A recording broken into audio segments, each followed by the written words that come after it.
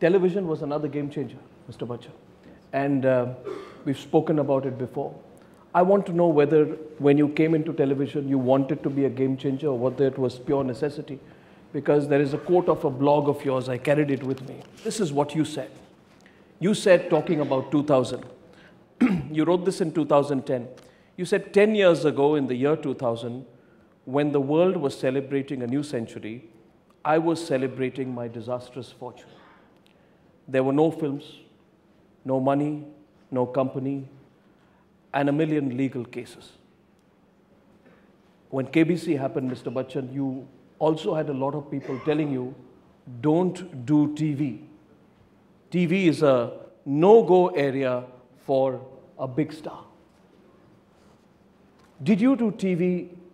Why did you do TV despite the advice you got at that point of time in 2000? Yeah.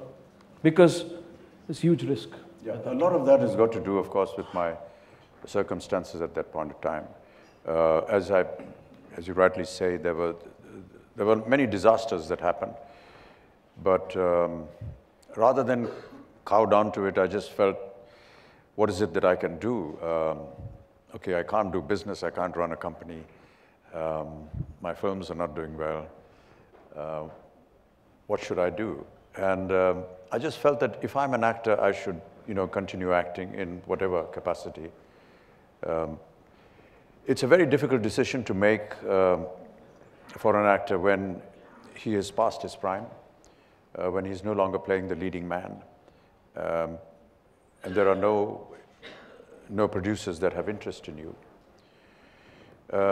You can either redeem yourself by playing lesser characters, which are more character-oriented, or just retire and sit at home.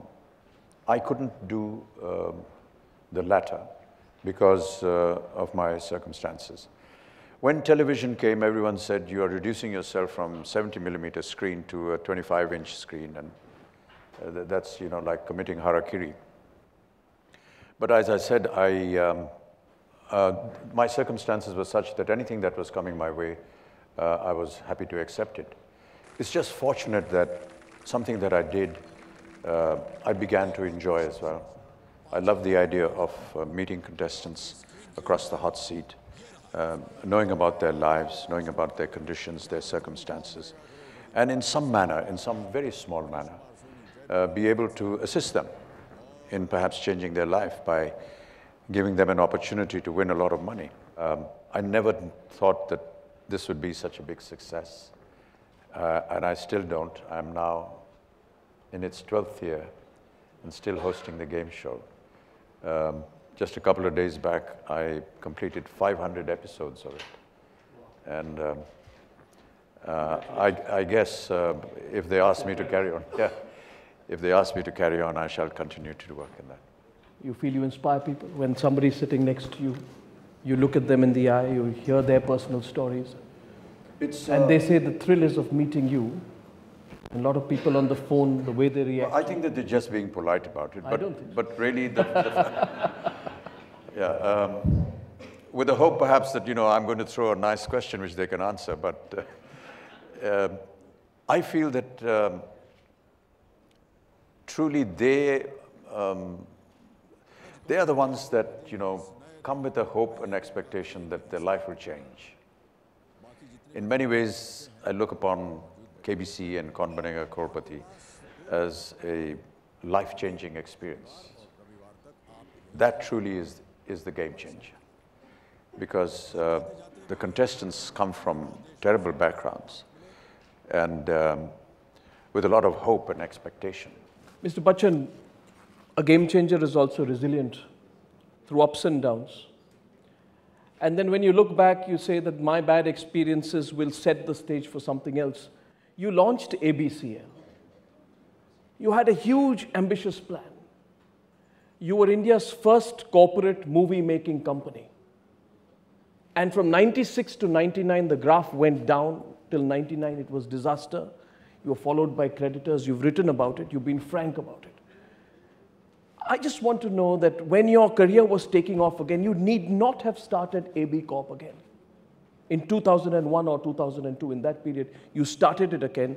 Then in 2009, one of your best performances in power was with the AB Corp banner. Do you look upon yourself as a game changer through the process of forming a company? And do the experiences in the initial years, how do you look upon the experiences of the initial years? Do you feel you're a pioneer who needed to have gone through what you went through with AB Corp and ABCL? The idea of corporatizing the Indian film industry actually came to me from the United States of America.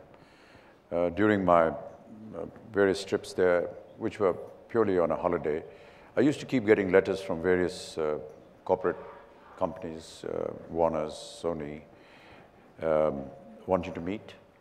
And I was wondering why they would want to meet, you know, an insignificant person like me, because they're these big corporations.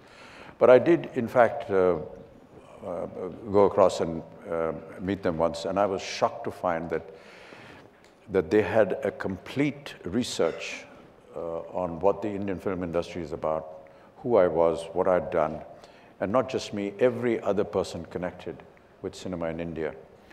And I came back to my lawyer friend who was living in New York and said, you know, I was really surprised to see this. And he said, Mr. Bachchan, I would advise you to go back to India and start a corporation because the Americans are coming. When was this? This was in 93, 94. 93, 94. And I just felt that because the Indian cinema and the Indian film industry has always been a very mama-papa kind of a organization, we needed to have some kind of an accountability.